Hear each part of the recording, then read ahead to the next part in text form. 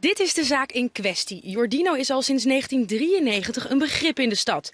Italiaans ijs in tientallen smaken, zelfgemaakte bonbons en zo kunnen we nog wel even doorgaan. Maar nu ligt er een brief van de gemeente op zijn toonbank met een licht dreigende toon. Dat ze meteen dwingende maatregelen stellen en niet in gesprek gaan van hoe lang zitten we hier. Nee, men gaat gewoon een brief schrijven van pas boem, wij gaan kijken of het gelegaliseerd kan worden.